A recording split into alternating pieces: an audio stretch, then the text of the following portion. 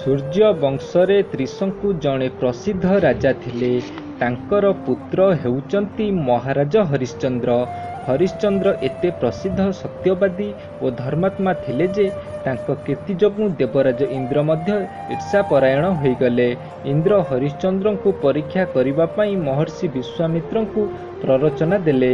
ଇନ୍ଦ୍ରଙ୍କ କହିବା ଅନୁସାରେ ମହର୍ଷି ବିଶ୍ୱାମିତ୍ର ରାଜା ହରିଶ୍ଚନ୍ଦ୍ରଙ୍କୁ ଯୋଗ ବଳରେ ସ୍ୱପ୍ନ ଦେଖାଇଲେ ଯେ ରାଜା ସ୍ୱପ୍ନରେ ଋଷିଙ୍କୁ ସମଗ୍ର ରାଜ୍ୟ ଦାନ କରୁଛନ୍ତି।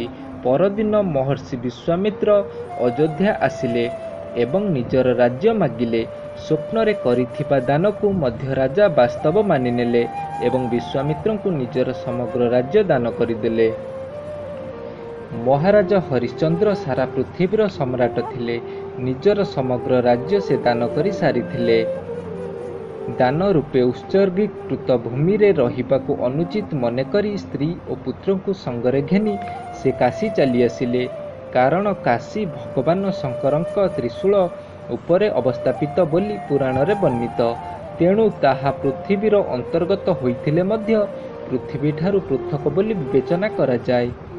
ଅଯୋଧ୍ୟାରୁ ଯେତେବେଳେ ରାଜା ହରିଶ୍ଚନ୍ଦ୍ର ବିଦାୟ ନେବାକୁ ବାହାରିଲେ ସେତେବେଳେ ବିଶ୍ୱାମିତ୍ର କହିଲେ, ବିନା ଦକ୍ଷିଣାରେ ଜପ ତପ ଦାନ ଆଦି ସଫଳ ହୁଏ ନାହିଁ। ତୁମେ ଦାନ ସ୍ୱରୂପ ଏତେ ବଡ଼ ରାଜ୍ୟ ଦେଇଛ, ତେଣୁ ଦକ୍ଷିଣା ସ୍ୱରୂପ 1,000 ସ୍ୱର୍ଣ୍ଣ ମୁଦ୍ରା ଦିଅ। ରାଜାଙ୍କ ପାଖରେ ଏତେ ଧନ ବା କେଉଁଠୁ ଆସିବ? ରାଜ୍ୟ ସହିତ ରାଜ୍ୟର ସମସ୍ତ ଧନ ସମ୍ପଦ ମଧ୍ୟ ସ୍ୱାଭାବିକ ଭାବେ ଦାନ ହୋଇସାରିଥିଲା। ତେଣୁ ଦକ୍ଷିଣା ଦେବାକୁ ଋଷିଙ୍କଠାରୁ 1 ମାସ ସମୟ ନେଇ ସେ କାଶୀ ଚାଲିଆସିଲେ। କାଶୀରେ ନିଜର ପତ୍ନୀ ରାଣୀ ଶୈବ୍ୟାଙ୍କୁ ଜଣେ ବ୍ରାହ୍ମଣ ନିକଟରେ ବିକ୍ରି କରିଦେଲେ। ରାଜକୁମାର ରୋହିତାଶ ସେତେବେଳେ ବହୁତ ଛୋଟ ହୋଇଥିଲେ। ରାଣୀଙ୍କ ଅନୁରୋଧ କ୍ରମେ ବ୍ରାହ୍ମଣ ତାକୁ ନିଜ ମା ସାଥିରେ ରହିବାକୁ ଅନୁମତି ଦେଲେ।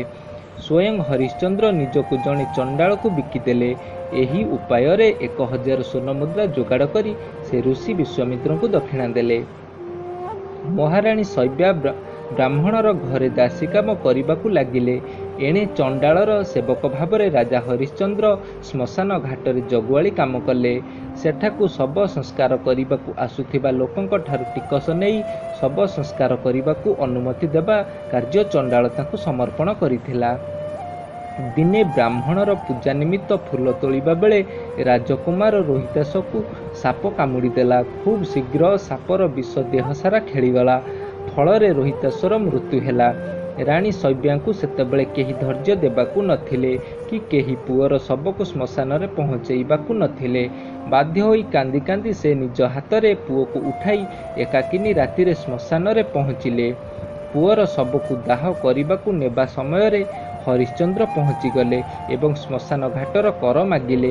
ବିଚାରୀ ରାଣୀଙ୍କ ପାଖରେ ପୁଅର ଶବକୁ ଘୋଡ଼ାଇବା ପାଇଁ କନା ଖଣ୍ଡେ ବି ନଥାଏ।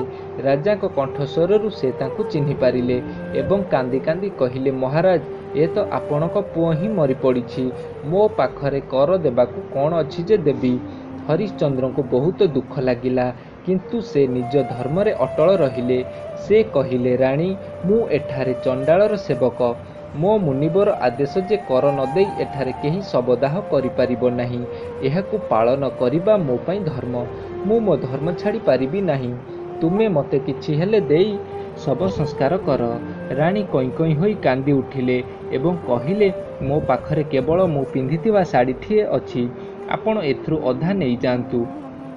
ରାଣୀ ନିଜର ଶାଢ଼ୀ ଚିରିବାକୁ ଉଦ୍ୟତ ହେବା ମାତ୍ରେ ତତ୍କ୍ଷଣାତ୍ ସେଠାରେ ଭଗବାନ ନାରାୟଣ, ଇନ୍ଦ୍ର, ଧର୍ମରାଜ ପ୍ରଭୃତି ଦେବତା ଓ ମହର୍ଷି ବିଶ୍ୱାମିତ୍ର ପ୍ରକଟ ହୋଇଗଲେ। ମହର୍ଷି ବିଶ୍ୱାମିତ୍ର କହିଲେ, କୁମାର ରୋହିତ ମରିନାହିଁ। ପ୍ରକୃତରେ ଏସବୁ କେବଳ ଋଷି ବିଶ୍ୱାମିତ୍ରଙ୍କ ଯୋଗମାୟା ବଳରେ ଦେଖାଯାଉଥିଲା। ରାଜା ହରିଶ୍ଚନ୍ଦ୍ରଙ୍କୁ କିଣିଥିବା ଚଣ୍ଡାଳ ଥିଲେ ସାକ୍ଷାତ ଧର୍ମରାଜ। ସତ୍ୟ ହେଉଛି ସାକ୍ଷାତ ନାରାୟଣଙ୍କର ସ୍ୱରୂପ। ସତ୍ୟ ପ୍ରଭାବରେ ରାଜା ହରିଶ୍ଚନ୍ଦ୍ର ରାଣୀ ଶୈବ୍ୟାଙ୍କ ସହିତ ଭଗବାନଙ୍କ ଧାମକୁ ଚାଲିଗଲେ। ମହର୍ଷି ବିଶ୍ୱାମିତ୍ର ରାଜକୁମାର ରୋହିତାଶକୁ ଅଯୋଧ୍ୟାର ରାଜା କରାଇଲେ। ଏଣୁ ସତ୍ୟବାଦୀ ହରିଶ୍ଚନ୍ଦ୍ରଙ୍କ ପାଇଁ କୁହାଯାଇଛି, ଚନ୍ଦ୍ର ଟଳେ ସୂର୍ଯ୍ୟ ଟଳେ, ଟଳେ ଜଗତର ରୀତି, ନ ଟଳଇ କେବେ ହରିଶ୍ଚନ୍ଦ୍ରର ସତ୍ୟବ୍ରତ ନୀତି।